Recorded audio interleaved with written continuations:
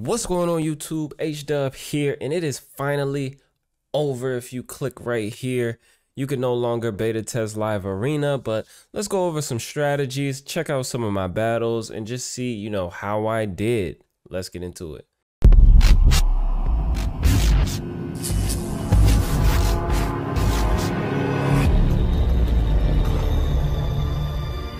So I did have a lot of fun in the live arena. I took about 77 or more battles. I may have taken some more after this video recording, but I didn't feel the need to push up too much more. I wasn't going to be able to get all of the fragments for, Quintus. So I kind of just, did what I wanted to do, had some fun with it, played around and tried to figure out some solid strategies. And I definitely felt like I was onto something. Now, before we look at the battles, let's just look at the top 50 champs that I feel like are the most viable for live arena. I've put together a tier list. I kind of, talked about it with a few people just to see, what they think as well with the champions they're using. I also built this based on the champions that I saw the most in the battles. Obviously, I have Mariska and Taras up there first.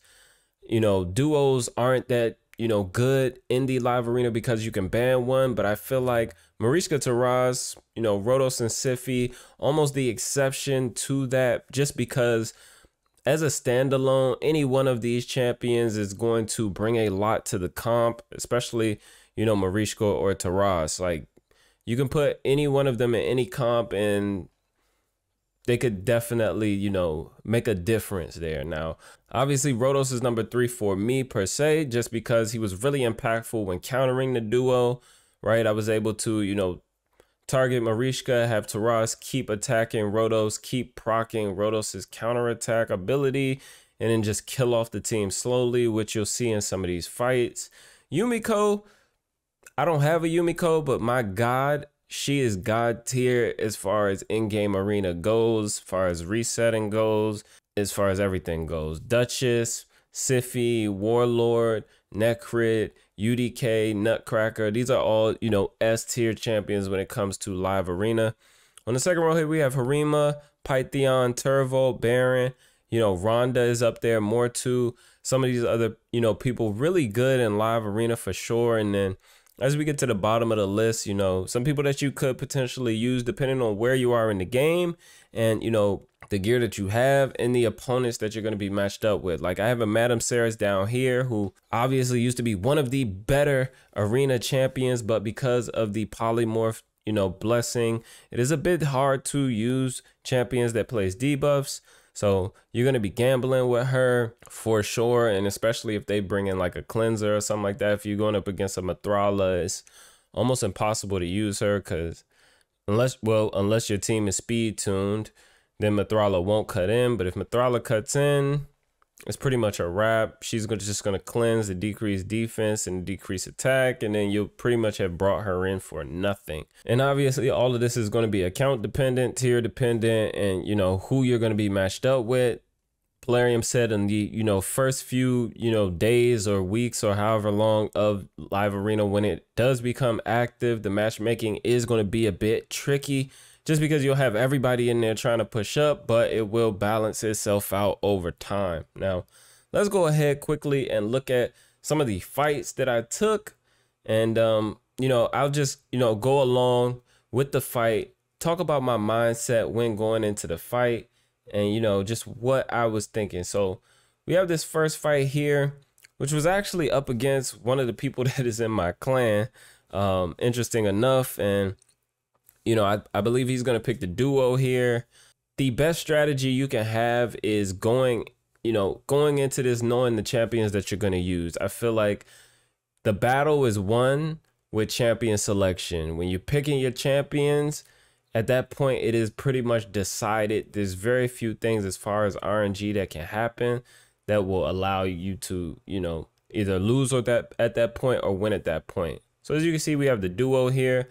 I'm going to start attacking Mariska with Rodos. And as you can see, Taras just kept proccing Rodos. We're in the fight pretty easily. We kill Taras, he leaves the battle, right? And I'm going to use this exact same strategy when I face the duo in every fight after this. We're gonna jump into another battle. I also found that it was very important for me to try to pick the exact, you know, same champions every time with some variation. Maybe have 6 champions that I really wanted to use, just for consistency of mindset, because the mindset that you have going into this is going to be very important as well, right? So if you go into this, you see the guy you're going up against his avatar, whether he has a plat avatar or not, you know, what level he is, and then, you know, the champions that he starts selecting. Like, all of these things can get to you and affect your mindset. And I didn't want that to be something that altered how I made decisions as far as the champions that I selected, because like I said, champion selection is very, very, very important. So this guy left the battle as well. We are going to take a loss here soon, and you know, I'll make sure that we analyze that as well. But he's coming in, this guy's coming in with Mithrala, Duchess, you know, Candraphone, and I'm pretty much picking the exact same champions every time. The only variation with what I was deciding to pick was between UDK and Pythion. The other core 4 champions were the exact same. Rhodos, Siphi, Harima, Lockout. Rhodos, Siphi, Harima, Lockout.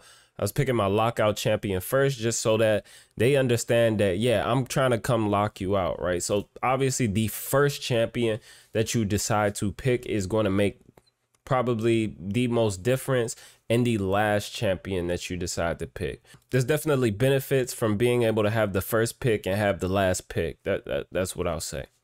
All right, so we got Sheeped here. Obviously, he's got a Mortu in there. He's got 2 Duchesses in there. We have to wait until Stone Skin is off of this Mortu before the fight can really begin. Now we have provoked all of the demon spawn people. We still got a Siphi running in Sheep. Now, that is the reason I didn't, you know, put Siphi that high on the tier list with Rhodos, is just because, you know, her A1 ability is, you know, it's allowing her to be Sheep so much. I would put her almost even higher just because, you know, she can be Sheep very, very, very easily. And this is a longer fight here, 4 minutes. They've got a lot of sustain. They've got 2 Duchesses in there with the Mithrala, and obviously the match is about to be over now. So we beat that guy as well. Okay, what is this guy gonna go with? All right, Kamar lead, 5-star, Awakened. And I'm going with my same core here. He's got a Turvo. Okay, I think that this is one of the ones that I lost. I think I only lost 1 or 2 at the most in this you know, string of battles that I did. So he banned my Pythion, which left me in a pretty rough position as far as protection is concerned. And he elected to, you know, keep the 2 nukers in, which normally I wouldn't do, because I found the battles that I lost, I usually did not, you know, ban one of the nukers, and I allowed the opponent to have 2 nukers, and that really was a gamble for my account. But Turvo prevailed there for sure. All right. This guy puts in a Rhodos and a Leo. So he picks his nukers first. He's showing his nukers first, which I wouldn't, you know, advise you do. He put in 2 Leos and a Rhodos, Necrit and Lockout. And I'm pretty much going with my same core here, Warlord, Siphi, and then obviously we swap in UDK for the Pythion. We locked them out. Harima is bringing some damage to Necrit. We got Rhodos kill one of them, and then yeah, he just leaves. He just leaves after that, right? So champion selection, I can't stress how important champion selection was, guys. So we got a Nutcracker team here with Rhodos as well. we go ahead and ban the Rotos. He bans my lockout. And we got Python in this time in place of UDK. Because people love to ban the lockout. Trust me. Which means they're going to get a revive here from Duchess. And now we have to wait until Stone Skin falls off the Duchess. Harima AoE locks the Nutcracker back on his butt. And now Rotos is doing Rotos things. Sify revived their Duchess. And this guy left the battle. All right. Up against somebody from the Sin cluster. He's going to go with Rotos and Baron. Baron is pretty good. He's still, you know, he obviously grades pretty high, but I feel like he's so easy to counter with a Rotos. Because he's not going to one-shot Rotos. He's just going to make Rotos counterattack. So he's got a lockout as well. I ended up banning the Baron. They locked me out. I should have probably left in Baron. All right, we take down Yumiko. Sheep the Sify. Now Harima kills Rotos, and then it's game over. We win. So a fight like that could have gone either way for us. We kind of got lucky there, but I would say it's mostly skill. All right, so Necry team here. Duchess, Candraphone. I'm going to go with my core and then pick Rotos last. I started picking Rotos last just in case, you know, people wanted to throw their UDK at me, which is the benefit of picking last, right? So throwing in Ultimate Death Knight is an easy way to like deter people from putting their Rotos in. But I feel like if I pick my Rotos last and they've already used their picks, then, you know, they can't put the UDK in. What you want to do is bring in like 2 champions and force your opponent to ban one of them while still keeping like a core composition intact, right? Which is why you see me using the exact same champions every time, because I found synergy with them depending on the opponent, right? But for the most part, these champions have some sort of synergy, and we had a decent win rate against some, you know, formidable opponents. So obviously we got a Candraphone here, and Candy's just gonna proc Rotos unless he double hits A1, and it's a wrap. We win. Now we hit bronze 4, and we are up against somebody from LDL. Those guys are super wells. So we got Rotos here. He's gonna go Harima and Kaimar. So as you can see, people are pretty much picking these same champions, you know. We're seeing a duo, we're seeing Rotos, we're seeing Duchess, Mathrala, we're seeing Harima, Kaimars, Warlords, Yumikos, Sifis, you know, Nutcrackers, Barons, Turvolts. Like, these are, you know, there's a reason that I rank these guys so high on my tier list, right? Just because I saw, you know, what they could do. Like, these are amazing champions here. They're amazing champions in Classic Arena. But, you know, that's going to be account dependent. That's going to be gear dependent. And that's all going to dictate how you are matched up. But we're doing okay right now. His Rotos took an extra turn. We're going to try to knock down his Duchess. Swift parry on his Rotos just saved him. And this guy did not ban the lockout. And he just left the battle because he realized it wasn't going to work out. So now we got somebody from SK here. Plat Avatar, one of those things that I just can't get for whatever reason. Plarium doesn't want to give me one. He's coming in with a Rhonda, a +4 Rhonda as well. He's also coming in with the duo Arbiter. I'm going to bring in Python, and he's bringing in a Ramontu. So let's see how this goes. We lock everyone out. Cleanse. Now I'm just going to have Rotos keep proccing.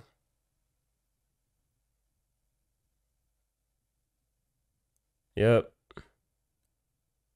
Rotos just keeps proccing because Taras is going to keep hitting Rotos every time we hit Marishka. So as you can see, Rotos just took, I don't know how many turns there in between, just tapping Marishka until she was dead. Go kill the Ramontu again that she revived with her passive. And it's easy peasy. As long as you have a decent amount of HP on your rotos, decent amount of attack. The duo, you know, and obviously you need great supports around them. Like a lockout is almost necessary for that to work, just because, you know, if you don't lock out Taras and he's able to use his AoE nuke, it could be devastating for your team. So lockout is definitely helpful there as well. But Roto's solid counter for sure. This guy's bringing in 2 Taras. Let's see how this goes. 2 Taras, 2 Sifis, and a Lydia. I don't remember how this fight went for me. All right. So obviously we get the first turn here. They're going to go. We don't have the lockout. And we're barely doing any damage to the Taras, but we are decreasing his max HP. We get a cleanse there from Pythion. And we're just going to keep increasing our Rotos' HP, but we're looking good right now. He tries to nuke with Taras, and it looks like it's coming to a close. We win. All right. Let's see how this fight goes here. We have Duchess, +2 Duchess, Awaken with Sheep, Nutcracker, and Necrit. I'm bringing in UDK for the Nutcracker. And he's got a +4 Awakened Torment and a Yumiko. We're getting rid of the Torment. No, we got rid of the Duchess. How did this fight go? What did it? Let's see. So we locked him out. We killed a Torment. All right, and Nutcracker is left standing here. And yeah, the fight is over. So as you can see, guys, we had some very successful, you know, battles for sure. I definitely can't wait until it goes live so I can, you know, try to strategize a bit more. Hopefully I'll also be able to get, you know, some of these, you know, meta champs that are, you know, on the tier list that I made. But until that time, I will continue, you know, playing the game, trying to improve upon the builds that I have and trying to just come up with strategies that work for my account. But champion selection is definitely the most important thing. Most people have an ultimate death knight on their account. He can really make a difference with the champions that your opponent chooses to select, because they're not going to want to have a really long fight or, you know, just have all of that damage mitigated. So great option. Pythion is a great option in a bolster set to provide you just with some more damage mitigation from AoE attacks. So they'll have to bring in some single target nukers. And in that case, you know, UDK is going to redirect those single target nukers as well. So even if you don't have a Sify, even if you don't have a Duchess, you could bring in Pythion, who's going to do AoE mitigation, with a UDK who is going to redirect single target. And even that is a solid strategy. If you have a Rotos, I would encourage you to build him to counter the duo. You just need to have as much HP as possible on him with the attack and really invest in him. He's a great champion. Obviously, if you have the duo, if you have better champions, you're in a really good position. But definitely find a core 5 or 6 champions that you want to invest in on your account. These should be champions you've already invested in for Classic Arena, maybe even Tag Team Arena. So you won't have to, you know, really further invest more in new champions. These should be champions that you're pretty much already using. But that's pretty much it, guys. Champ selection, the right champs. It's just picking the right champions and you'll be good to go. But hopefully this was helpful. Like I said, guys, thank you for all your support as always. Until next time, be good and be well.